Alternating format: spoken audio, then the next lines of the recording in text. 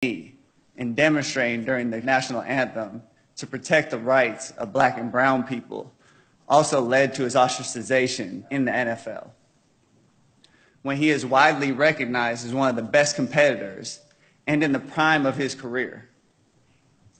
You know, people sometimes forget that love is at the root of our resistance. My love for Eric has continually grown over the course of our ongoing journey. His brotherhood, resilience, and faith have shined brightly in moments of darkness. My love for my people serves as the fuel that motivates me and fortifies me on my mission. It is the people's unbroken love for themselves that motivates me even when faced with dehumanizing norms of a system that can lead to the loss of one's life over simply being Black. History has proven that there has never been a period in the history of America where anti-Blackness has not been an ever-present terror. Racialized oppression and dehumanization are woven into the very fabric of our nation, the effects of which can be seen in the lawful lynchings of Black and brown people by the police and the mass incarceration of Black and brown lives in the prison industrial complex. While America bills itself as the land of the free, the receipts show that the U.S. has incarcerated approximately 2.2 million people, the largest prison population in the history of humankind.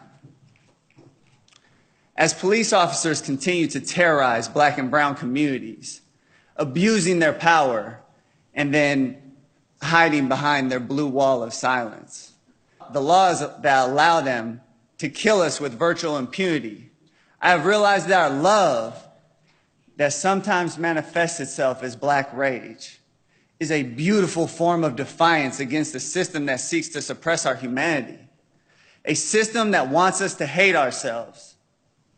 But I remind you, it is love that is at the root of our resistance. It is our love for 12-year-old Tamir Rice, who was gunned down by the police in less than 2 seconds, that will not allow us to bury our anger. It is our love for Philando Castile, who was executed in front of his partner and his daughter, that keeps us fighting back.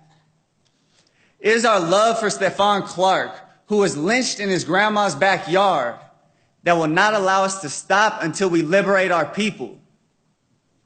Our love is not an individualized love. It is a collective love. A collective love that is constantly combating forms of racialized hate. Chattel slavery, Jim Crow, new Jim Crow, massive plantations, mass incarceration, slave patrols, police patrols.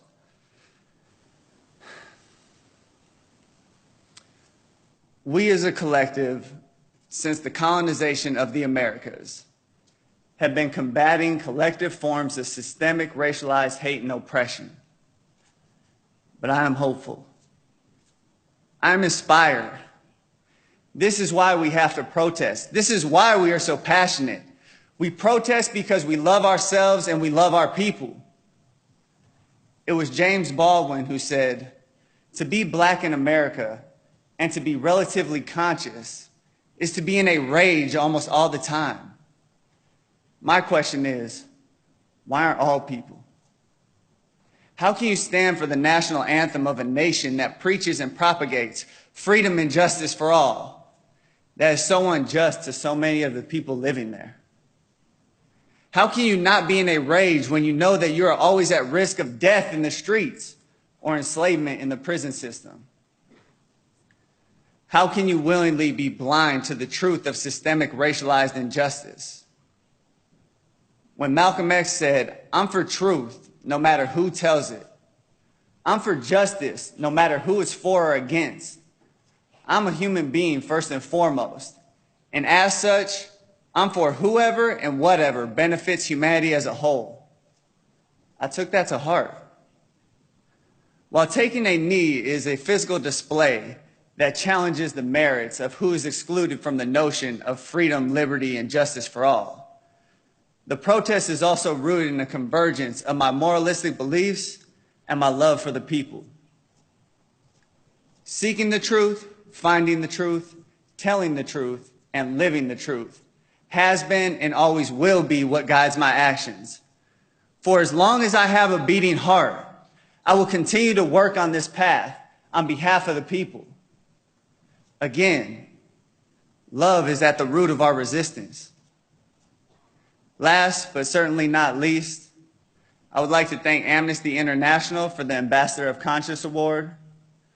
But in truth, this is an award that I share with all the countless people throughout the world combating the human rights violations of police officers and their uses of oppressive and excessive force. To again quote Malcolm X, when he said, "I will join in with anyone. I don't care what color you are. As long as you want to change this miserable condition that exists on this earth, I'm here to join with you all in this battle against police violence." Thank you.